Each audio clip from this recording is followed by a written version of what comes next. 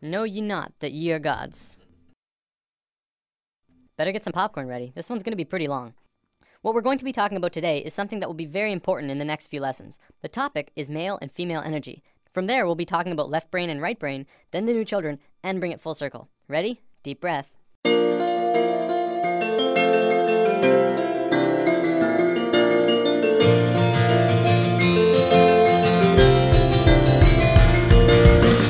A few weeks ago, we touched upon chakras and how they're at the source of what's affecting your internal systems. What we didn't talk about was the energy flowing within them. Now, there's lots of kinds of energy through and around all of us, and that'll be a future topic later on. Today, I want to talk about two specific energies that can be expressed through this image.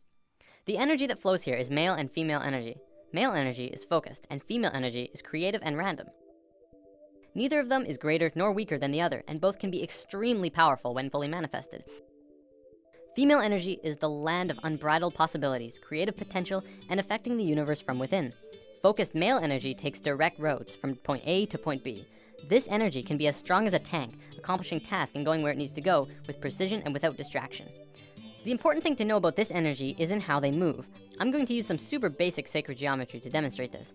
This is the Fibonacci spiral. We're going to be talking a lot more about it when we dive into the topic. For now, all you have to know is that it starts at 1 and flows outward forever in a very specific way and is present in all life everywhere. As male energy flows through the spiral, it goes from base point to point, from here to here, to here to here. It doesn't curve, it just goes straight where it needs to be. Female energy, however, would flow in the actual spiral. It would go around, going in and around outside all of the lines, but still getting to the same or similar results. This is the graphic representation of how it flows, but it also acts in the same way.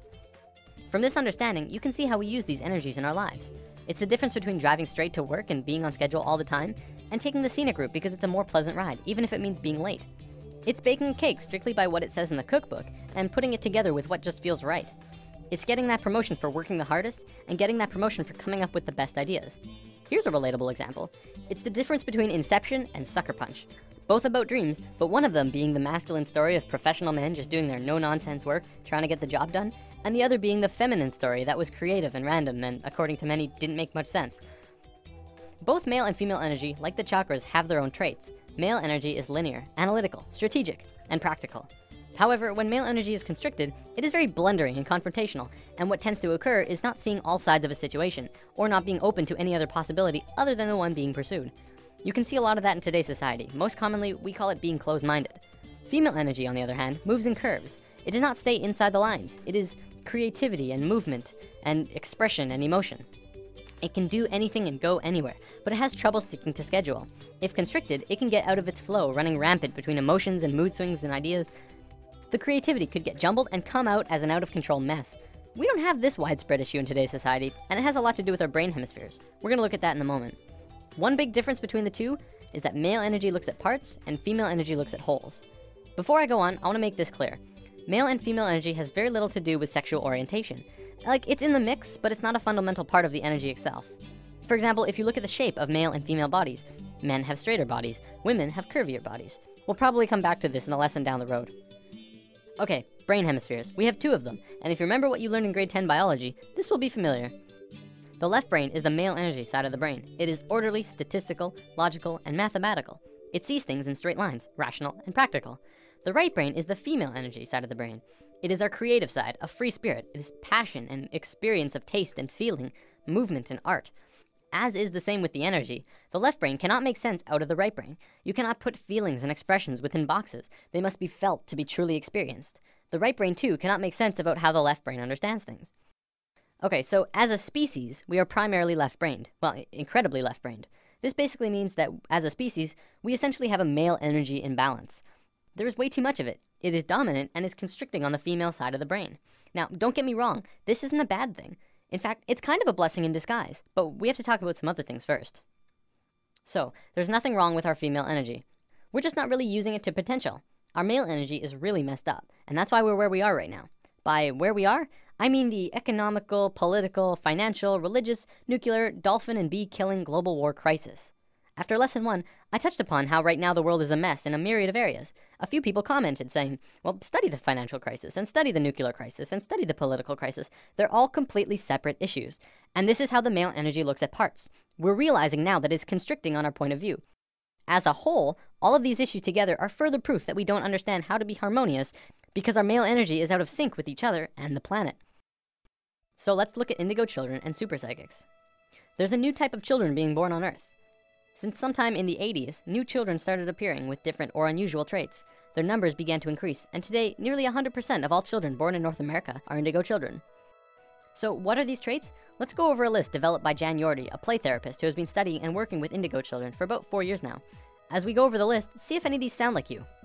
Maybe strong-willed, independent thinkers who prefer to do their own thing rather than comply with authority figures or parents.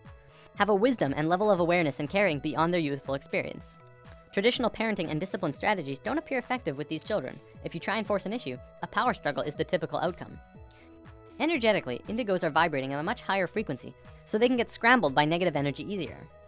Emotionally, they can be very reactive and may have problems with anxieties, depression, or temper rages if not energetically balanced. Are creative right brain thinkers, but may struggle to learn in a traditional left brain school system. Often, indigos are diagnosed as having ADD and ADHD since they appear impulsive. This is because their brain can process information faster, and they require movement to help keep them focused. Indigos are very intuitive, often psychic, and may hear, see, or know things that seem unexplainable. Indigos may have more problems with food or environmental sensitivity since their system is more finely tuned. When their needs are not met, these children appear self-centered and demanding, although this is not their true nature. These children have incredible gifts and potential and may be shut down when not properly nurtured and accepted. So what's causing this? Well, for one, there are 2 new DNA blocks being activated within these kids. They are microcephalin and ASPM. Both of these blocks are designed to regulate brain growth, giving the kids a broader spectrum of thinking and a newer way of learning. Because of this, the average IQ of an indigo child is about 140, which is 40 to 50 points higher than the average IQ. We're just learning now that our school system's methods of teaching are becoming outdated. It's because our kids are changing. We're going to look at the broader spectrum of why this is happening in a moment. For now, let's move on to the badassery that is the super psychics. These kids are hardcore. They can do anything, literally. Some can move solid objects through walls with their minds. Some are blind, yet they can see everything around them from a myriad of different screens within their head. There are some who can look at a person and know absolutely everything about a person just from looking at them, including when they'll die. So why haven't we heard about this? You'd think this would be huge in the world. Well, for one, almost all super psychic children are in China, and almost all of the evidence is hardly ever rendered into English, although some of it does make it into the public in China. If you want to learn more about this, the book China's Super Psychics by Paul Dong and Thomas Raphael is a great starting place. Before we wrap up, we totally have to bring this video full circle. What on earth do the new children have to do with male and female energy? Isn't it obvious? Indigo children are directly connected to our species' male energy, and super psychics to our female. As we grow closer and closer to the peak of the shift, the planet itself is beginning to change. Essentially, this is happening to balance us out. On one half of the world, indigo children are being born. On the other half, super psychics. They are here to help the consciousness of the planet in an incredibly crucial time. There are way more indigo children on the planet than super psychics because it's our male energy that needs to understand. It's through the indigo children and their new way of thinking which is affecting the consciousness of the planet, putting us back onto the harmonious path. As we just learned, to understand things, it takes 2 to tango. You cannot only understand something by reading about it. You need both sides of the brain to click. In the modern world, things like astral projection and channeling aren't really considered science. One of them is exploring different realms outside of the body, and one is communicating with beings of higher consciousness. And yet, because we can only seem to measure it from experience, it doesn't qualify to be legitimate.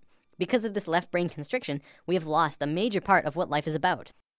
See, what we have is called polarity consciousness. We see everything in 2 ways, good or bad, hot and cold, right and wrong, religion and science. To once again become harmonious with each other on the planet, we have to learn to understand again from the left brain. When this happens, we can move out of polarity consciousness into unity consciousness, and that's essentially where we're going. That about wraps it up. See you next time. We